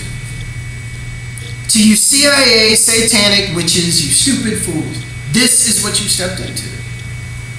And to Caesar Augusta, who took $70,000 in jewels to sell in New York on behalf of me and Laurel Aston, and you want to call me a drug dealer in front of your family when I asked you if you work for the cartel because you run a trash company named Rayatech? You think that I don't know one of these CIA assholes living around me, or maybe the person that owns this fucking house? that I'm recording this in right now, because you said you know the owner of the house. You told me this. Because your office is right across the street from my house. And this is one of the wealthiest neighborhoods in Cancun. So, what, you think that, I don't know, the CIA could ship some money for you to take my money? And then you get like triple that? And plus that money? Mr. Augusta. So this is what's going on, people. This is what they don't want you to know. So I hope by listening to this whole video, you get the big gist of what it is. So anyway, thank you for your time. And don't forget, you can't make this shit up. And so I'm doing these videos specifically because I don't know how much longer I'm going to be around. The next day ain't promised for nobody. I don't know if I'll just get so sick of this shit and just get on a bus and just fucking disappear and you'll never see me again. I don't know. But the fact of the matter is, my story will be told. I'm telling it right now. And the fact is, CIA, one thing that you stupid Nazi fucks, don't get. It's two things. With me putting the truth out there, changes things rapidly. Because ain't nothing better than the truth. And number two, don't think that I'm going to leave out one little hardcore fact that I want people to understand about time travel and what the US government taking the Nazis into America under Operation Paperclip. Now people, I humbly ask you to research these things that I'm talking about. Project Montauk, Project Superman, the Eddie Perot story. His story is just one person. And what they did to him to take away his powers, they can't do to me. They've tried. This is why they spend millions of dollars a day trying to suppress my mind. Eddie Perot, another Project Montauk, Project Superman. Listen to the video on YouTube where he talks about the Draconians and the Greys and how he ripped them apart with his fucking mind. Yeah, we love that shit. So, the biggest point that I revealed in the last video is this, and to you New Agers, and to you alien enthusiasts, you don't know shit. The fact of the matter is the Nazis created the Greys, people. They were so bent on preserving their race, creating a super race that is so mentally advanced, they would come back and help them and even advance them even more. These were the Greys. So the thing is, in the last video, I didn't talk about the process that they used to create the Greys. The Greys were specifically used making vril DNA. What I mean from they used the vril DNA to make the Greys was they only used the satanic witches of the vril mixed with the scientist who worked on the Nazi Bell mixed with reptilian DNA. They got the Greys. So the Greys were given a bell and a Nazi, which they went off into a time wormhole, paradox, whatever, and did whatever they did and studied and learned and then came back. They were highly advanced. So advanced that they killed the Nazi that was with them because they saw it as inferior and an abomination. And they were also pissed off that they were created and that they found, after mastering science, so they say, that their DNA was deteriorating. And there was nothing they could do about it. But the fact of the matter is, Nazis, you're so fucking stupid, you don't even know Science 101. If you want to clone something, don't use inbred DNA. Germans, duh. I mean, that's fact. So then the Greys forced the governments to be controlled by them, and so the Greys started running DNA experiments on us and the cows and everything, and building their own bases and all this shit, and everyone thought it was an alien takeover. No, it was a Nazi fucking experiment gone bad. So then the Nazis said, okay, well, we fucked up there. We need some warriors to fight the Greys. So then they created the Draconians. And then they created the false Draconian timeline.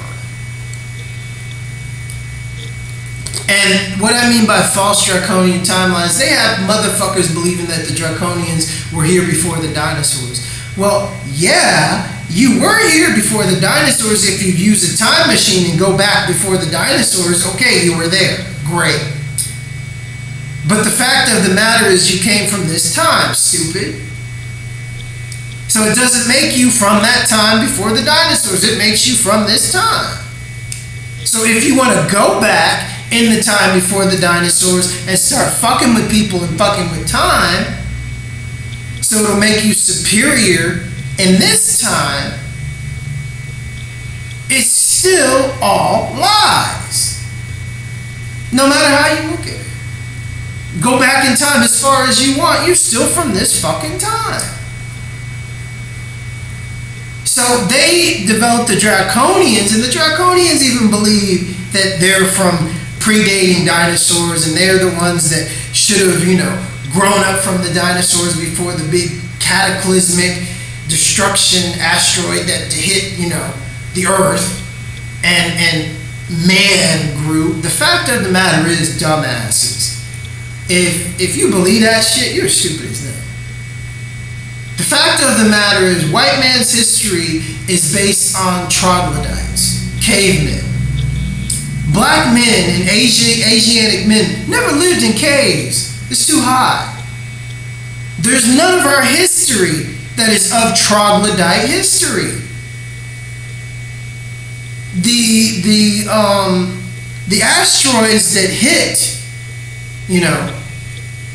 whatever the Earth, didn't wipe us out. But we have Nazi Scientology and scientists printing books and printing these fucking lies to push their lies into your mind, and you don't study because the white man prints all these bullshit Nazi books. Even they created Egyptology to make Egyptians white. Even when you go to Israel right now, which you have the German Nazi white Jew Khazars running Israel, and not the real Israelites that the Bible speaks of, but they convinced everybody that's who they are. It's all white, Nazi, German, Ashkenazi, Khazar, satanic, Masonic lies. That's what they do. That's all they do is lie. But people just don't want to hear the truth, And when you go in and explain history, it is like this. I don't give a fuck what your book says. Who printed it? I mean, you can clearly see Egyptology is all lies. The Nazis created Egyptology so they could take claim to Egypt, but they couldn't take claim to Mayans. They couldn't take claim to Olmecs because that is written in stone. You can't change stone, Nazis.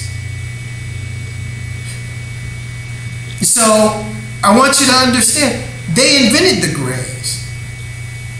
The whole Stargate parasite shit, that's them too. That's their shit that came from here, that got out of control, that took time machines and went to the future and started enslaving humanity. But it all came from here. And all the other stuff that was left here, like the Stargates and pyramids and all that stuff, those are African technology. Black Chinese technology. It is way beyond you Nazis, and you still can't understand it. And I'm not even going to get into the DNA gate codes where a lot of you can't even pass through those gates because of your blood and your technology. So let's not even go there. So I hope this video has broken it down to all you truthers out there. If you're really ready for the fucking truth, most of you aren't. I mean, there was this one lady, and I'm gonna address this dumbass bitch because I'm sorry, I hate bitches. I love intelligent women. There's nothing more beautiful than you, but I fucking hate bitches. And when I say bitches, I mean men can be bitches too. But this was a bitch.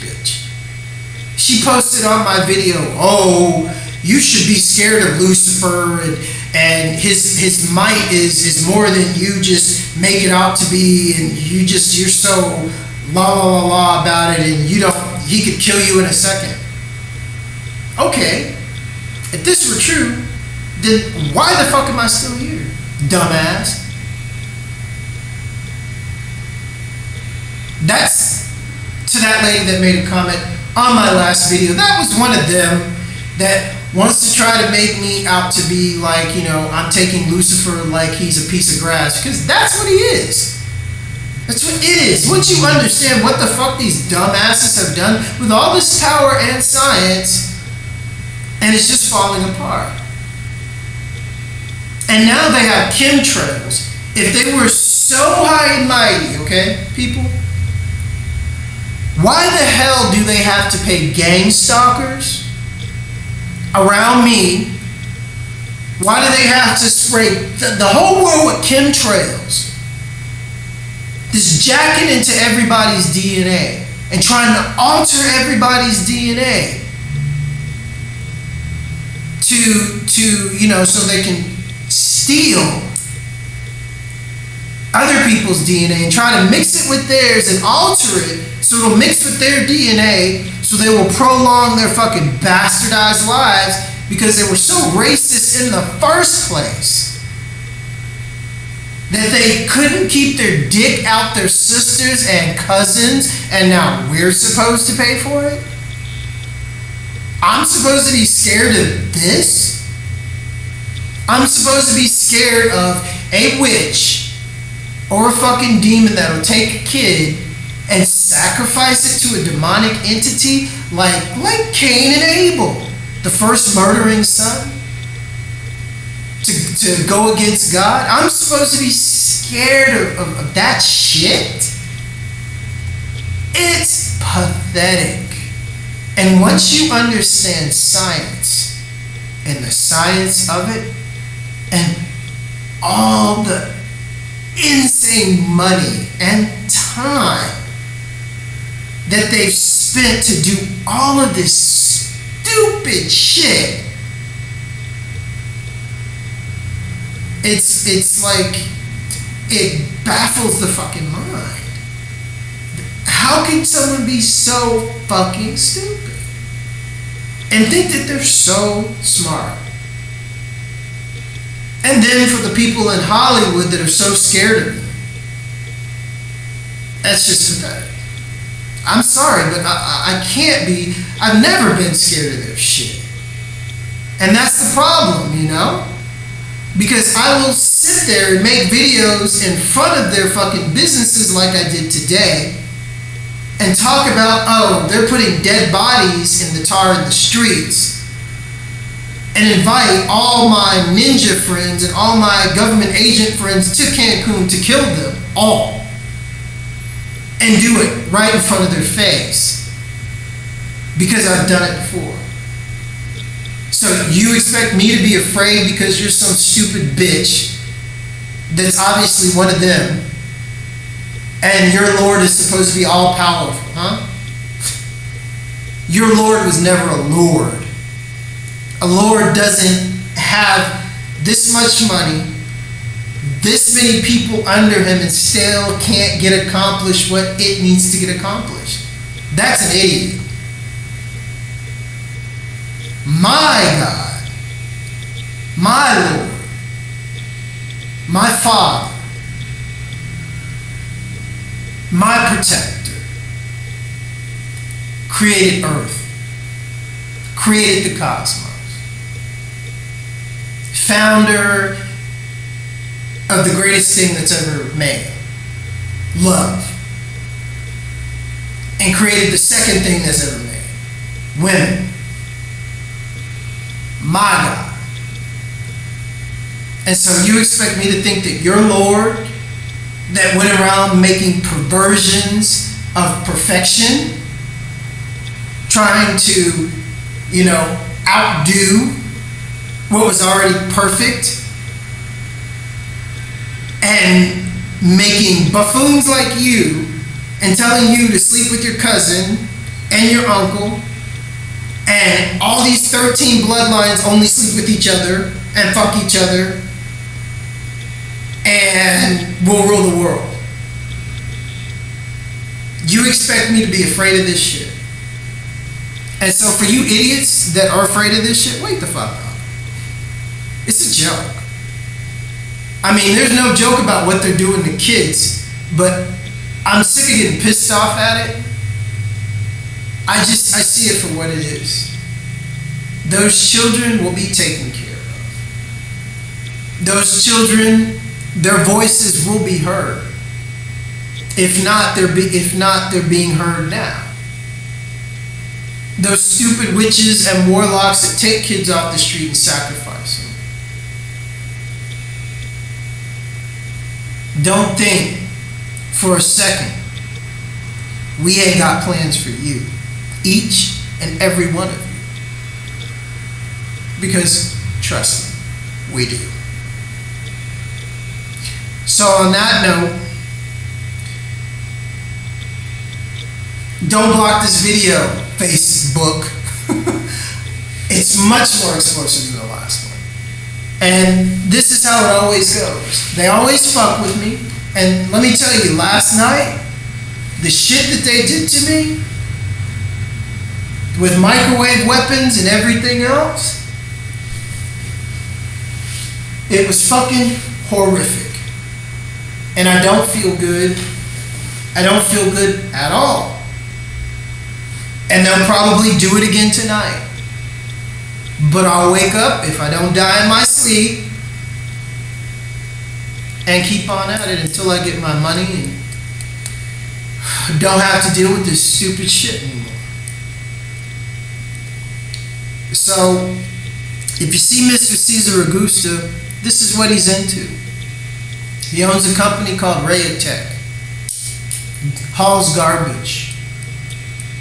Perfect business to haul all kinds of things like drugs, bodies, money, whatever. He took 70 grand from Laurel Aston in jewels. I want the money and the jewels. So you tell me, when I saw you on the street after you expect me to hit you, did you want an apology? That's my apology, asshole.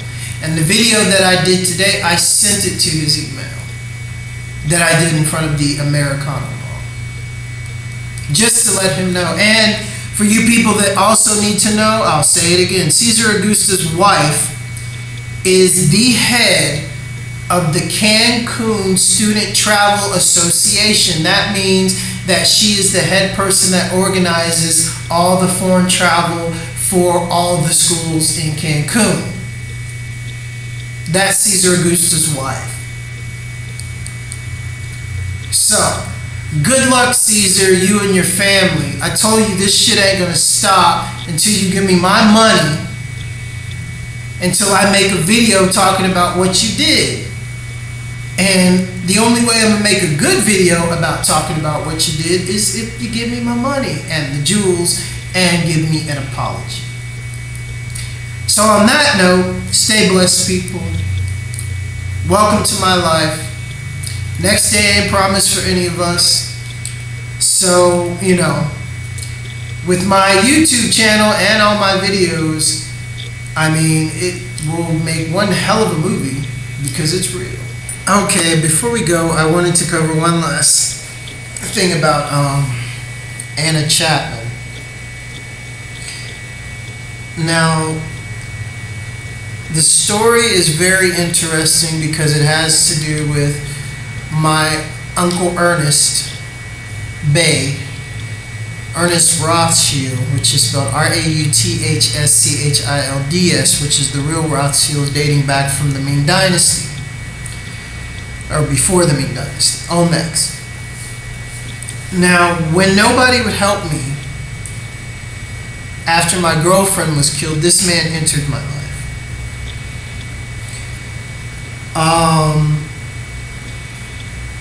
And then the whole Anna Chapman thing happened. Anna Chapman was a Russian spy, supposedly spied on the guys in the UK, spied on people in New York. From more than likely, she was doing things on 9/11 and researching that, and was probably one of the most valuable assets getting information on that. But I don't know. I can't be, 100% sure.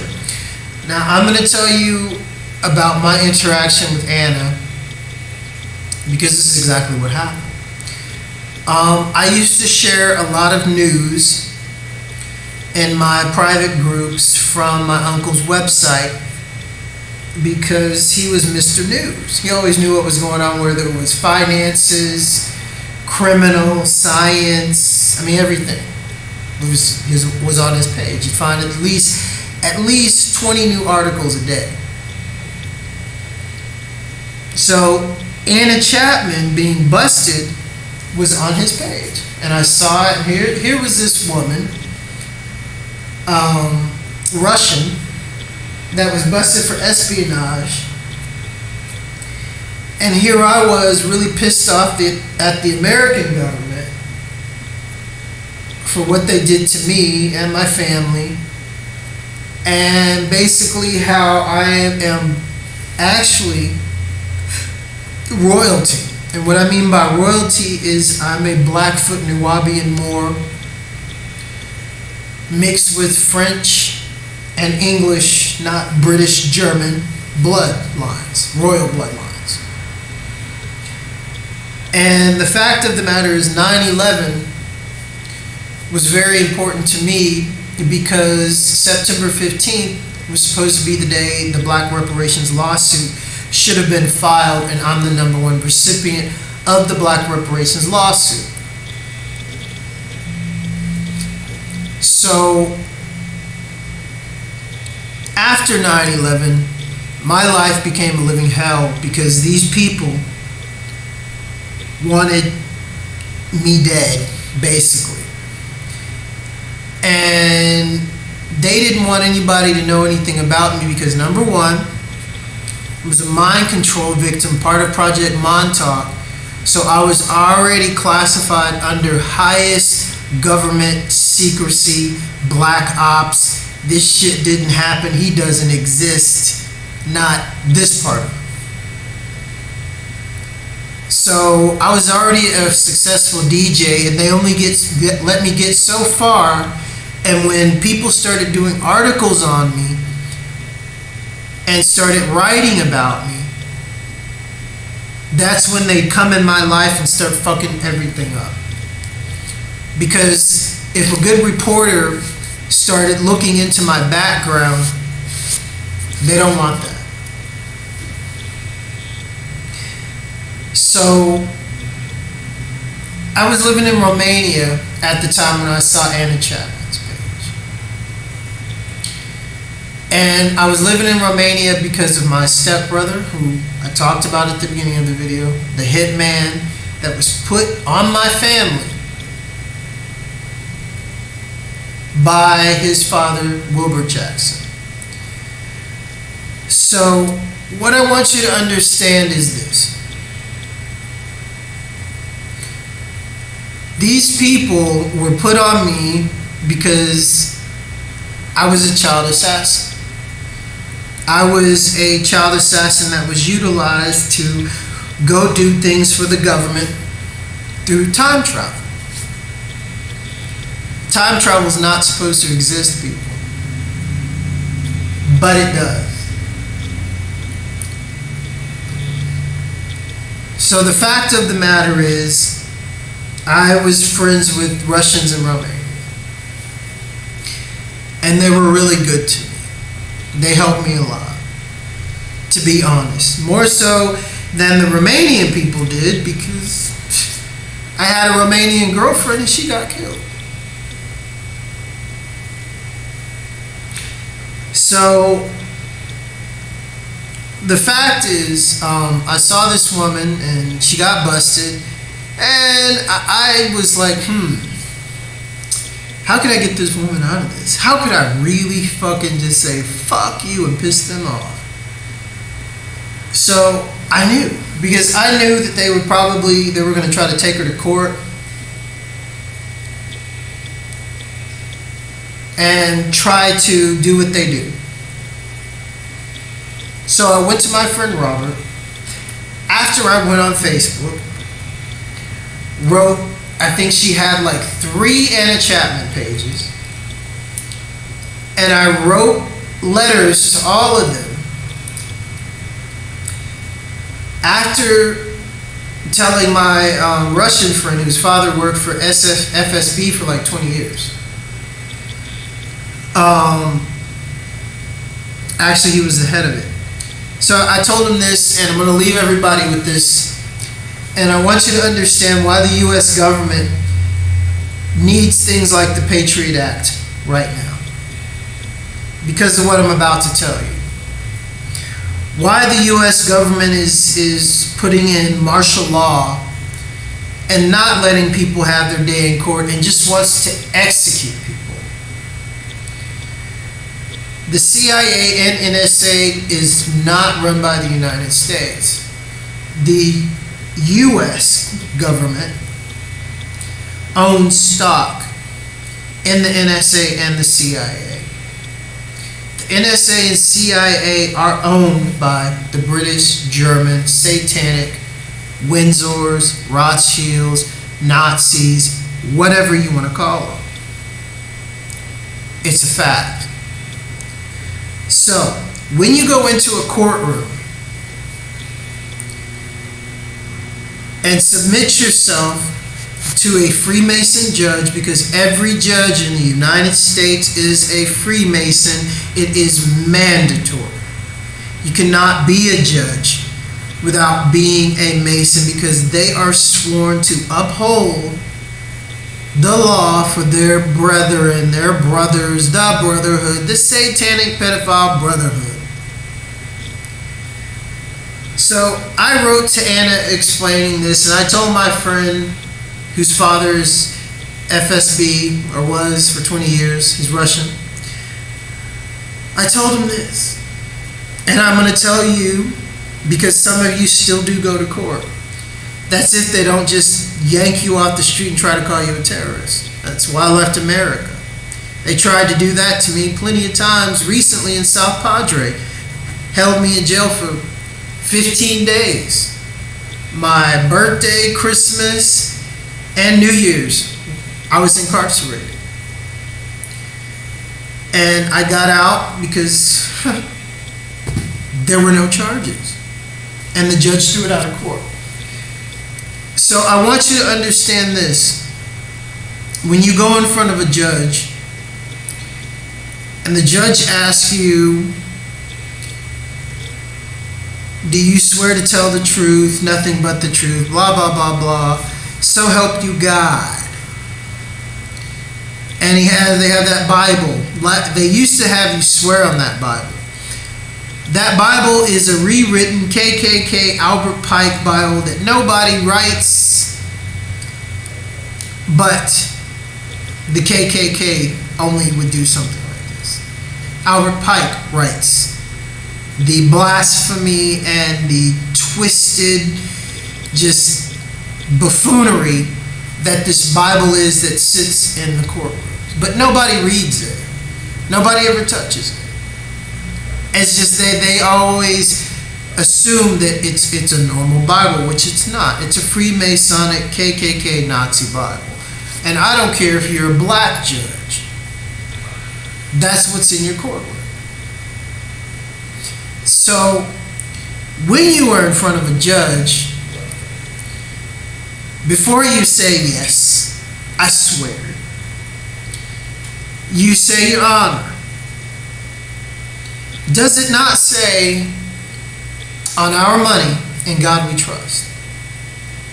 And he'll say yes. And did you not just ask me to swear to God?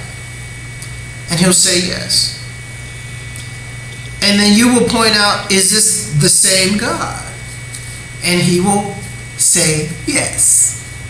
So then you point out, is there not on the dollar Freemasonry, Egyptology, Satanism, etc.? There is no picture of my God, whatever God that is, whatever God you believe in. If you believe in the blonde-haired, blue-eyed light of Jesus, then he ain't on there. If you believe in the hair of wool and hair of wool and feet of bronze, Yeshua, the real Israelite, he ain't on there. If you believe in Buddha, he ain't on there. If you believe in the fake satanic Muhammad that ripped off the original Olmec, Afro Muhammad, and that's why it's forbidden to show pictures of either Muhammad, he ain't on there. So, I want you to understand, you don't really have to say what I just said, but you can. But the fact of the matter is, your God is not on that money that says, in God we trust. And the God that they trust in is a Baphomet. That's their God. Now, I want you to understand that these scientists, these Freemasons, wanting to be God, made an abomination called a Baphomet. What's a Baphomet? A Baphomet has goat's feet, tits of a woman, a goat's head, and I think maybe a dick or a pussy. I'm not sure. But it's a fucking abomination. It is like man, female, and animal. What the fuck is this? So I want you to get a clear picture of, how to put these judges in their place and shut them down in their courtroom. Because after you point out that, on your money, that ain't my God. That's your God because you swore to, uphold your brother's secrets, and if you don't, you will cut your tongue out and, throw your guts on some high mountain or some shit. I don't even know. But that's you, Judge. He will whisk you out of the courtroom so fast because you just showed everybody how to get out of every court case that he has on that roster that day. He won't be able to say a thing. So I told the Russians this. I told Anna Chapman this. And next thing you know, she's being traded on a plane. They didn't take her to court.